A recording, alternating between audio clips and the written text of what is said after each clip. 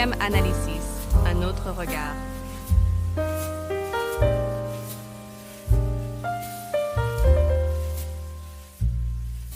Le 30 mai 1968, le général de Gaulle, qui était alors président de la République française, a voulu reprendre la main, en quelque sorte, après les événements de mai 1968. Mai 1968, une crise politique qui avait duré plusieurs semaines, avec énormément de contestations, avec énormément d'affrontements. Et face à la crise politique, que fait de Gaulle ?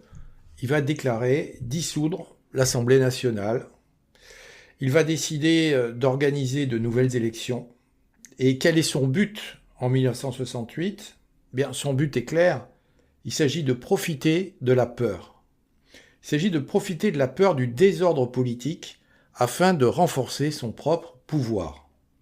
Renforcer plus exactement le pouvoir de Georges Pompidou, qui est à l'époque chef de gouvernement. Ce qui fait que les Français en 1968 sont convoqués à des élections législatives. Et c'est alors que surgit cette expression, rendue fameuse par Jean-Paul Sartre, « élection, piège à con ». Selon Sartre, ces élections-là, ne seraient qu'une apparence de démocratie, donnant le pouvoir non pas au peuple, mais à ses représentants. Sartre va même jusqu'à parler de trahison dans sa revue des temps modernes. Écoutons-le. L'isoloir, planté dans une salle d'école ou de mairie, est le symbole de toutes les trahisons que l'individu peut commettre envers les groupes dont il fait partie. Jean-Paul Sartre. Alors bien sûr, on peut se poser la question, 56 ans après ces événements, ne sommes-nous pas en train de revivre le même scénario, mutatis mutandis, comme disent les latins, c'est-à-dire malgré les différences évidentes. En mai 1968, nous avons une crise politique. En 2024, nous avons également une crise politique. En mai 1968, nous avons la volonté d'une dissolution de l'Assemblée, nous l'avons également. Et évidemment, des calculs électoraux, nous les avons présentement. Alors faut-il avoir, et c'est la question de la journée, la réaction de Jean-Paul Sartre ? Est-ce qu'il s'agit de bouder ces futures élections au nom d'une clairvoyance politique, ou faut-il à l'inverse s'engager politiquement, vous et moi, et profiter de ces élections pour enfin mettre fin à cette tragédie politique que vit le pays depuis les années Macron ? Alors examinons tout d'abord ces résultats des élections européennes. Première question, est-ce que ces résultats constituent une surprise ? Beaucoup de journaux ont parlé de surprise politique majeure. Évidemment non. Ces résultats, nous le savons tous, étaient totalement prévisibles. Les sondages, depuis des mois déjà, avaient annoncé ce qu'on pourrait appeler une montée en flèche du Rassemblement national. Donc les 31,47% de Jordan Bardella et les 5,46% de Marion Maréchal étaient totalement prévisibles. Comme le dit très justement un patron de bar provençal qui était interviewé dans le journal La Provence, « Pourquoi sont-ils surpris du vote pour Bardella ?» disait-il.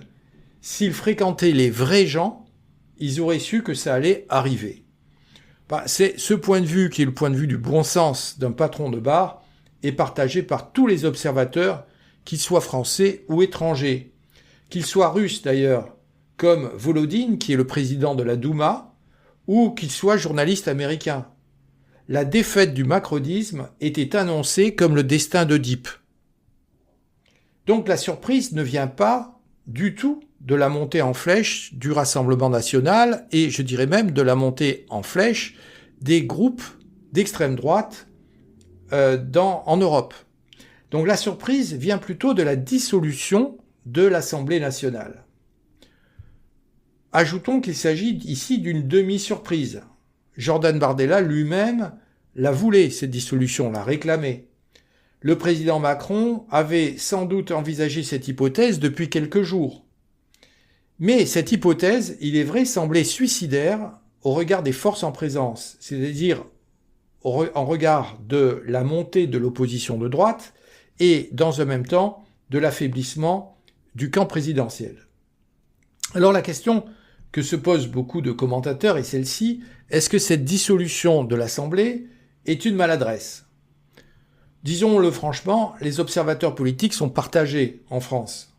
Pour certains, la dissolution de l'Assemblée est une maladresse, je dirais même une bêtise politique majeure. Alain Minc, qui est un énarque homme d'affaires que nous connaissons tous, qui mange, excusez-moi de le dire, à tous les râteliers politiques, puisqu'il a aussi bien voté pour la gauche que pour la droite, Alain Minc nous dit qu'on risque de se retrouver avec une démission du président. C'est-à-dire que selon lui, le président Macron aurait mal pensé cette dissolution et aurait d'une certaine façon minimisé le mécontentement national. Je cite Alain Minc: « Au mieux, ce sera le chaos, dit-il, au pire, ce sera le Rassemblement national. » Pour une partie de la gauche également, par exemple pour François Ruffin, ce serait une forme de pyromanie politique. Le président Macron jouerait en quelque sorte avec l'avenir du pays. Et Raphaël Glucksmann dit à peu près la même chose en parlant d'un jeu extrêmement dangereux. Alors pour d'autres, à l'inverse, pour d'autres commentateurs, cette dissolution politique est à contrario une sorte de sommet de la tactique politique.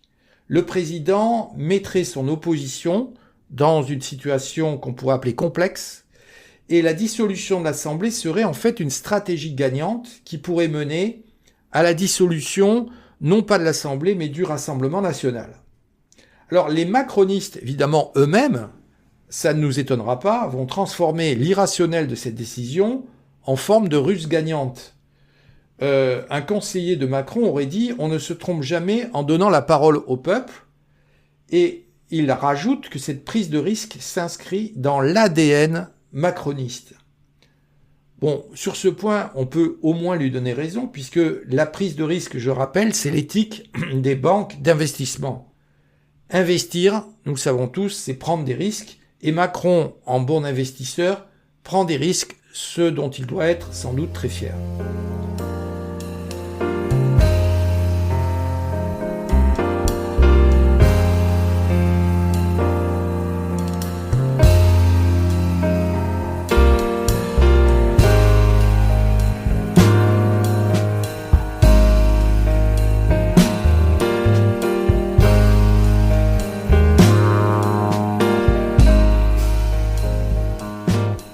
La vérité, on peut le penser, est entre ces deux positions.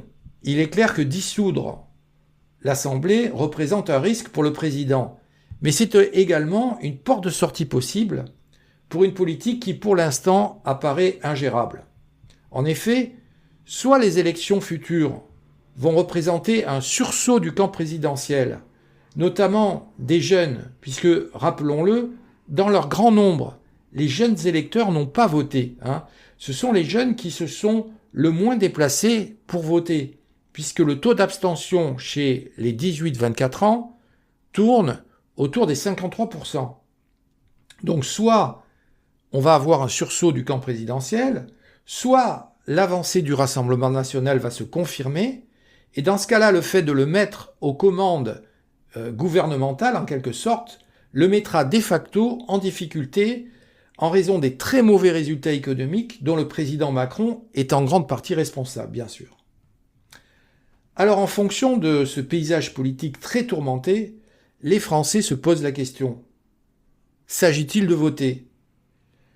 Doit-on considérer, comme Jean-Paul Sartre, ces élections comme une vaste plaisanterie ? Et si on décide de voter, comment voter ? Je dirais que pour ces futures élections, deux possibilités vont se présenter à nous.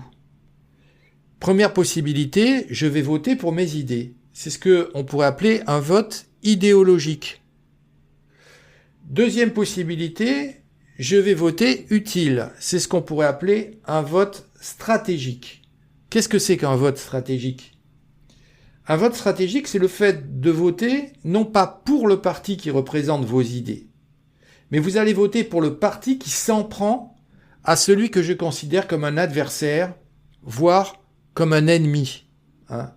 Je pense qu'il faudrait expliquer, mais on le fera peut-être dans une autre émission, la différence entre un adversaire et un ennemi. C'est essentiel en politique. Bien, je dirais que la caractéristique de ce vote qui s'annonce, c'est que ce vote sera stratégique, plus qu'idéologique. Prenons quelques exemples. Un homme de gauche, prenons un communiste, pourra voter PS contre le Rassemblement national. Un jeune homme ou une jeune femme qui s'est abstenu lors de l'élection européenne pourra être amené à voter LFI alors que d'habitude il s'abstient ou elle s'abstient. Mais à droite également. Par exemple, un électeur de Reconquête pourra voter Rassemblement national ou même un électeur de Jordan Bardella suivra la consigne qui a été donnée de voter LR. Alors vous allez me dire, ces jeux électoraux ont toujours existé, bien sûr. Mais au-delà des calculs et des prévisions électorales, que peut-on dire, in fine, de ces élections qui s'annoncent ? Que cela soit en Europe ou en France, ce que l'on constate, c'est un immense mouvement de colère à l'égard des politiques existantes. Je me permets de dire que ce mouvement de colère est passé souvent sous silence par les commentateurs et les journalistes des chaînes et des grands médias. En effet, pourquoi cette colère à l'égard des politiques existantes ? C'est la question qu'il faut se poser. Pour les raisons suivantes, que je vais énumérer rapidement. 1. Pour le pouvoir d'achat qui est en berne et pour une paupérisation sans précédent des classes moyennes. 2. Pour une immigration incontrôlée, illégale, qui semble orchestrée par l'Europe, puisqu'on ne lutte plus contre cette immigration irrégulière, mais qu'on se contente de la canaliser dans tous les pays. C'est ce qu'on appelle de manière sophistique un pacte migratoire. 3. Une insécurité grandissante à laquelle personne n'échappe. Les enfants, les lycéens, les adultes, les hommes politiques eux-mêmes en Europe qui parfois sont attaqués de manière violente. On pourra dire que la peur de la mort violente qui caractérisait l'état de nature de Hobbes caractérise à présent l'état néolibéral d'Emmanuel Macron. Une politique de santé qui est désastreuse, qui a créé des déserts médicaux, des hôpitaux qui sont sous-dotés et une industrie du médicament qui est en souffrance. Enfin, une école qui est une des plus mauvaises élèves de l'Europe. Alors, en corse ou en italien, on dira basta. En arabe, on dira halas. Et en français, on dira assez ou stop.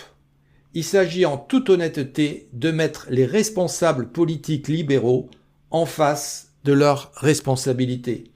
Le courage, ce n'est pas de dissoudre une assemblée ou de gesticuler devant la flamme olympique ou le monument aux morts ou dans un stade accompagné par le pape. Le courage, c'est de répondre de ses actes. La cause du malheur des peuples et des nations, c'est la mise en œuvre sauvage de cette politique néolibérale européenne qui sème le feu partout en mettant l'État à l'os. Il s'agira donc de savoir si les candidats qui vous paraissent sympathiques sont susceptibles de mettre fin à ce jeu de massacre social auquel nous assistons ou non. Car si vous dites oui au libéralisme, qu'il soit de droite ou de gauche, vous reproduirez les mêmes causes. Et comme tous mes professeurs de sciences me l'ont dit et me l'ont répété, les mêmes causes produisent les mêmes effets. Donc voilà ce qu'on peut dire aux électeurs de gauche et de droite. Je commencerai par les électeurs de gauche. Il faut leur rappeler sans doute le fait suivant. Vous voulez faire barrage à l'extrême droite en raison d'un péril futur. Mais le péril ne se conjugue pas au futur, il se conjugue au présent, comme je l'ai rappelé. Faites-vous barrage à l'extrême droite ou faites-vous barrage à la volonté populaire. Mais aux électeurs de droite, il faut également dire ceci. Il faut poser la question, allez-vous reproduire la même politique libérale ? Allez-vous reproduire les mêmes erreurs qui ont façonné la Ve République et l'Europe d'Ursula von der Leyen ? Allez-vous encore noyer les classes moyennes et les travailleurs sous des impôts injustes qui visent à rembourser la dette qui résulte des cadeaux fiscaux aux grandes entreprises ? Allez-vous vous donner les moyens d'une autre politique ? À la différence de Sartre, il s'agira sans doute pour nous de voter, mais il sera difficile d'éviter le piège à con. À nous donc de faire preuve de sagacité plutôt que de conformisme.